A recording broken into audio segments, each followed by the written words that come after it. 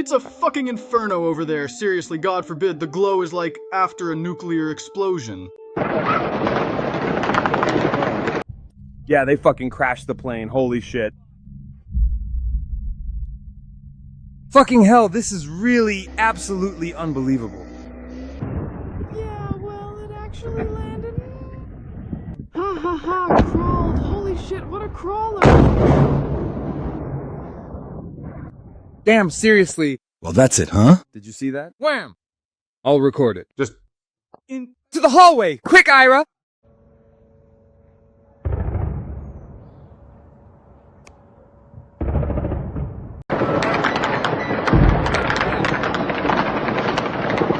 Where to? It hit the building, and honestly, that was really clever. It really pushed it, damn. Seriously, I mean, that was impressive.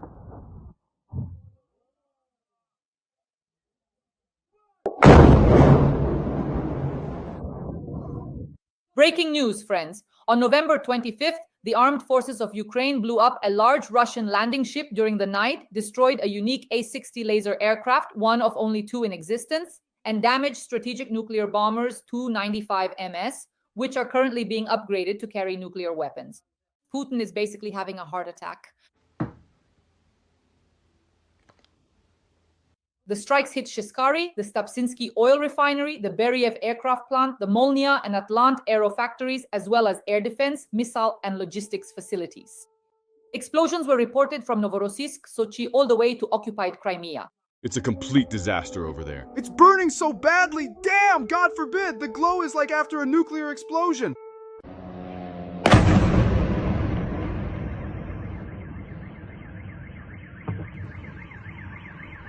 This is one of the most devastating strikes on Russia's military infrastructure since the start of the war. Friends, please like this video, subscribe to my YouTube channel, and let's get started.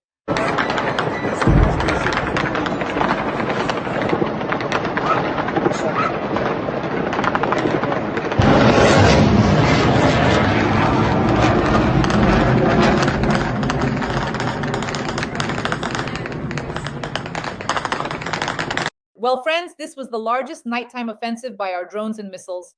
An amphibious ship, a laser aircraft, a strategic bomber, oil terminals, military factories.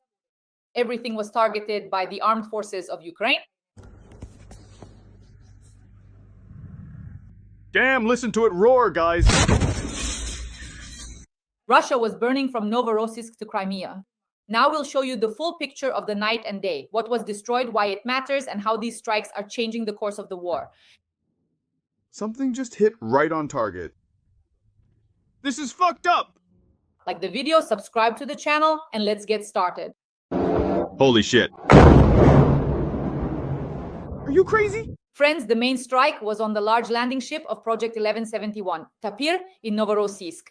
The biggest event of the night was the hit on the large landing ship of Project 1171. These ships are Soviet old-timers, but they transport equipment, personnel, and ammunition, and there are only two surviving hulls left in the Black Sea Fleet. Orsk from 1968 and Nikolai Filchenkov from 1975. One is hidden in Sevastopol, and the other was being kept in Novorossiysk, specifically to protect it from Ukrainian strikes. And we got it.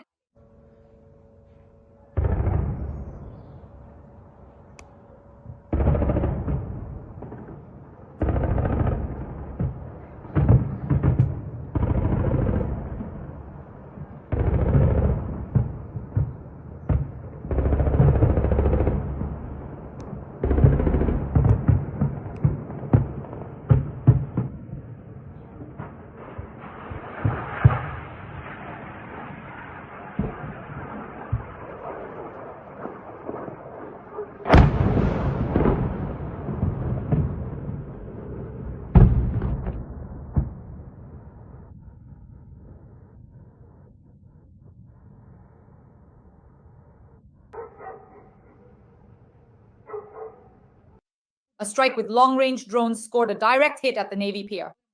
The losses among the crew are being concealed. For the Russian fleet, this is a symbol of the Black Sea Fleet's air defense failure. It's possible that a long-range Neptune missile was also used in the attack.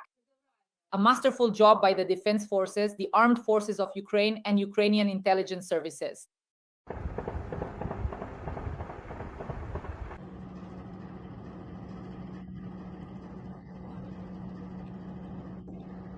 Port Novorossiysk, Sheskharis, S-400, Tuapse, and Gelendzhik. Let's go over these important locations. Ukraine struck three key components of Russia's southern logistics. This is Sheskharis, one of Russia's largest oil terminals. Its oil stands, loading and unloading of oil into tankers, pier equipment, and loading infrastructure was hit. This essentially paralyzes oil exports in the south. Simply outstanding. An excellent job by Ukraine's armed forces. And also the S-400 launchers, which we destroyed, most likely with long-range Neptune missiles. The Ukrainian armed forces destroyed the S-400 launchers. The fire was recorded by the monitoring group Crimea, friends. Let's take a look at these stunning shots.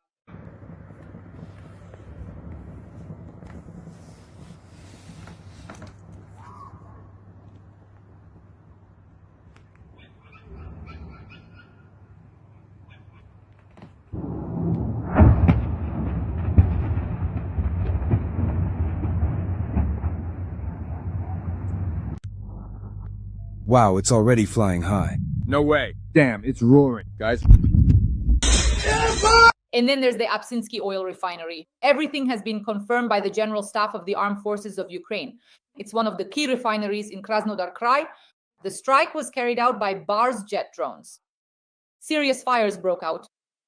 Gelendzhik, Sochi, there, Russian air defense was firing chaotically. There were hits on residential buildings. And that's the work of Russian air defense. Taganrog. It's basically the epicenter of the night. This is fucked up. It's burning so badly, damn! God forbid the glow is like after a nuclear explosion. A unique Putin's A-60 was destroyed, and a strategic nuclear bomber Tu-95 MS was damaged. It's like some kind of holiday. Let's talk about each one separately.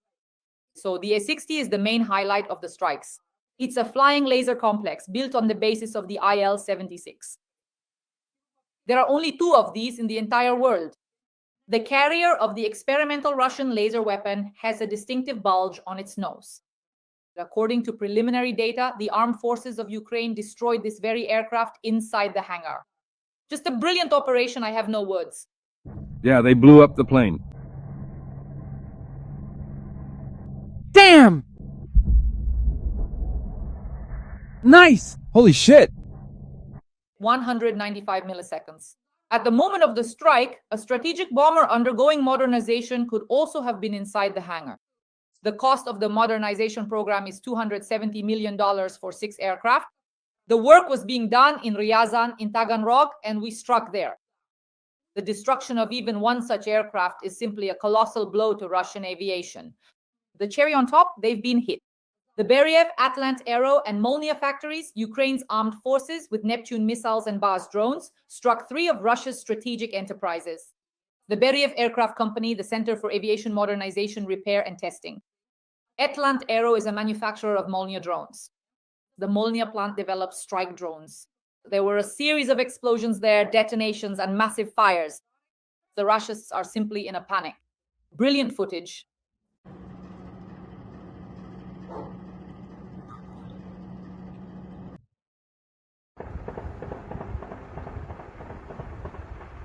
Here, look. It's a total disaster over there. It's blazing so badly. Damn, God forbid, the glow is like after a nuclear explosion.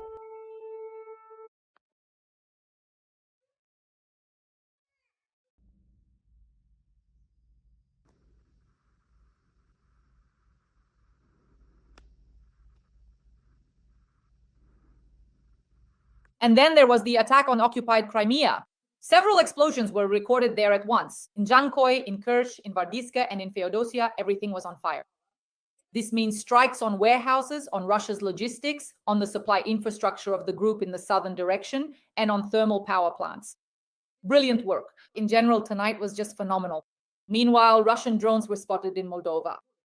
The Ministry of Defense of Moldova confirmed that 6 drones flew over. 1 crashed into a residential building. This really shows the scale of the enemy's operation. The Russians are attacking Europe, attacking NATO countries, and attacking Moldova. Russia is in a state of major hysteria. The Russians report that 250 drones have been shot down. They are in a state of colossal panic. The drones were flying toward Moscow. Sobyanin, as usual, was shooting them down with his bare hands. But this night turned into a comprehensive strike against 4 key sectors of Russia: the Navy, a large landing ship 1171 aviation, the A-60 and Tu-95 MS, oil and logistics, Sheskari's Tuapse and the military-industrial complex, Beriev factories, Molnia, Atlantero. The armed forces of Ukraine and Ukrainian special services carried out an incredible operation, unprecedented in its depth, precision, and the level of targets involved.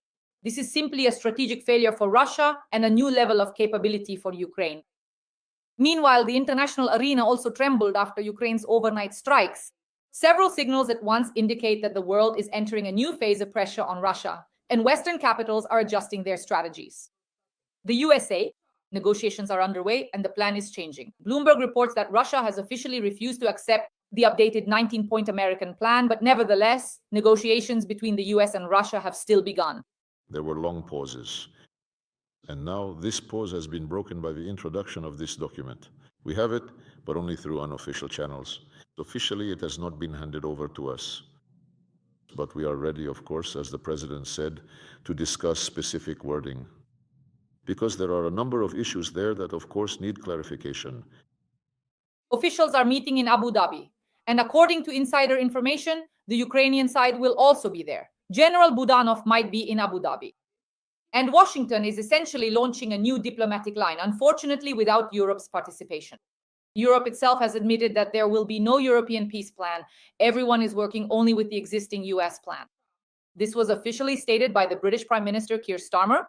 In other words, a unified Western package is being formed, which must be coordinated with Kyiv, and Russia will try to push through its own version, bypassing it. This is exactly what Lavrov is trying to do regarding Ukraine. Moscow is getting nervous. Lavrov has already stated that Russia has only seen Trump's 28-point plan and is waiting for its coordinated version from the US, Europe, and Ukraine. This means one thing. Moscow is trying to legitimize its own version, to impose favorable wording, but Western capitals are still firmly holding their line, without pressuring Kyiv and without making concessions to the Kremlin. No one will accept a capitulation plan. Russia must capitulate itself. Geopolitics is shifting. The backdrop to the negotiations is a series of nighttime explosions in Russia. For the world, this is a signal. Ukraine is capable of independently destroying Russia's strategic assets, its fleet, aviation, and oil infrastructure. And this sharply strengthens Ukraine's position at any negotiations, whether in Abu Dhabi or elsewhere. Friends, please like this video, subscribe to my YouTube channel, Shaslivo, and leave a few words of support for Ukraine in the comments. And right now, watch an analysis of top-tier Russian propaganda. Glory to Ukraine. Glory to the heroes. We will definitely win. We want it on Russia's terms. In your opinion, which conditions are the most important? For Russia to win. For everything to be as our president says. Of course. I really want all of this to end. First of all repressions against Russians in Ukraine must stop. And then I believe within the borders of our conquests. We respect Ukrainians, but as they say, after all, we want to keep what's rightfully ours, our own possessions and heritage. They should in turn respect Russians in return, as is only fair, otherwise it's simply a one-sided game. The understanding that peace will be long-term, that they will stop threatening us, stop oppressing and harassing us, and stop imposing sanctions. And in general, they consider us second-class people. Is that really so? Alexei, do you have 4 orders of courage? 4. And for you, both the army and the war are things you know about firsthand. Now they're offering the Kinburn Spit, which you and your friends held. I am from Kherson, and you know this is Russian land. At the very tip of Kinburn, which in Turkish means long nose, at the very end of the spit, there is a place that is now mined. Everything is under fire.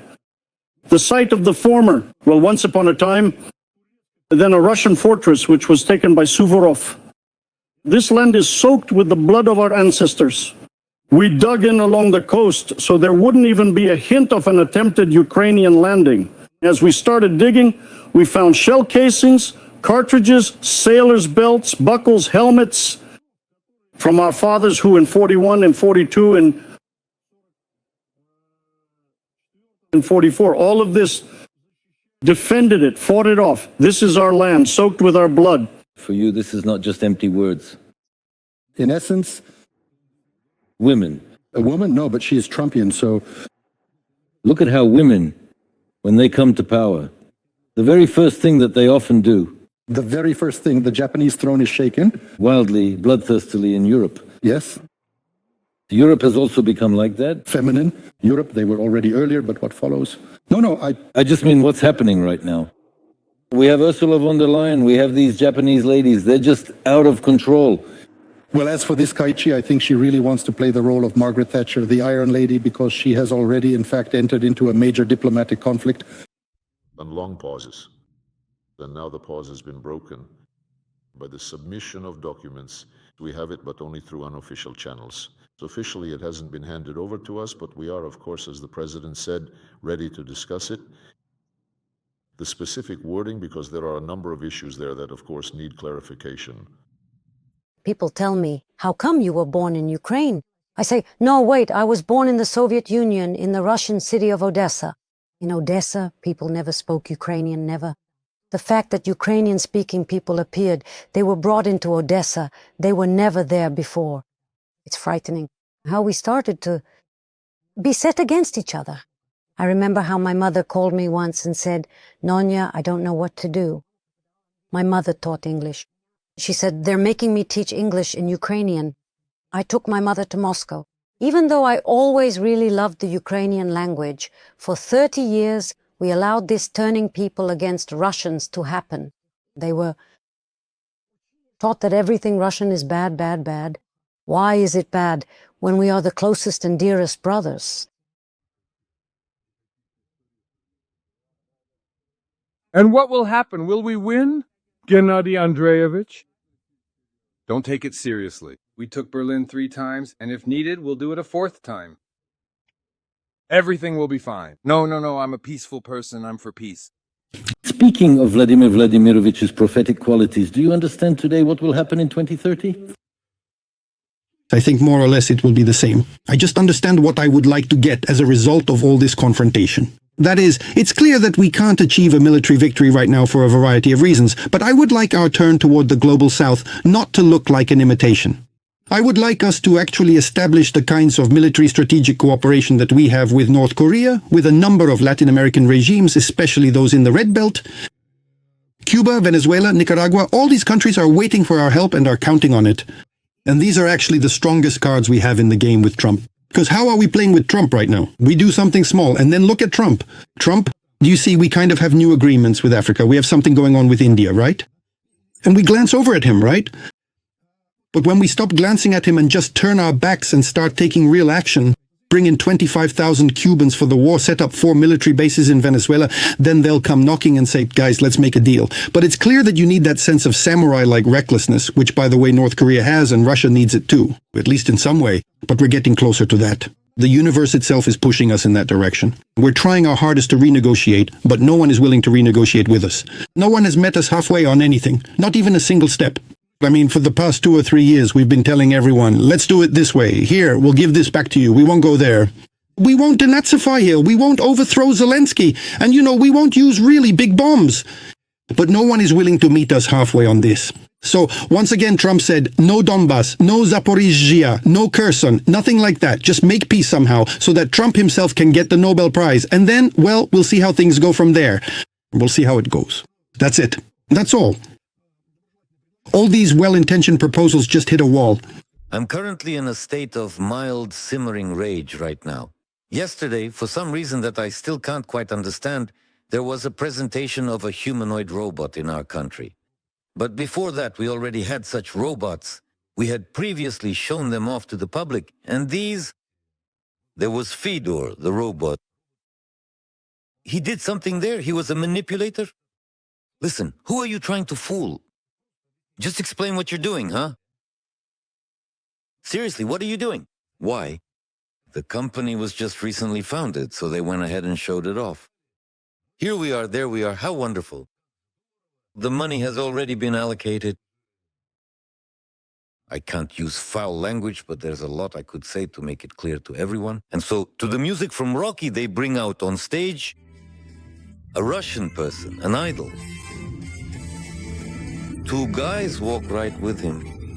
And basically, he simply just falls flat on his face. They pick him up also to the music and lead him away. And the main thing is, hurry up, let's get the materials. Was this a film about how to steal government or private money? What was all this about anyway? According to the general director, Idol Vladimir Vitukin says the localization level has already reached 77%, with a target of 93%. The company LLC Idol was registered just a few months ago, but has already received support from a new technological coalition that includes leading Russian IT and robotics companies. A source in the market told RIA Novosti that Idol's value could range from 100 to 300 million rubles.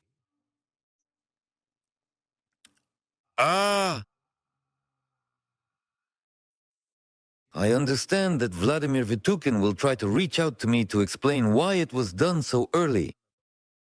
Vladimir, why did you come out on stage? Why did you show this embarrassment? It's at the level of a children's toy, and on top of that, someone somehow found out the price. What is your goal? To compromise the entire Russian IT and robotics industry. Meanwhile, the Kung Fu robot from Elon Musk, who meets our idol and absolutely collapses at the mere sight of the truly impressive American robot. And if all our scientific and technological developments are at the same level as in the West, then I have only one question.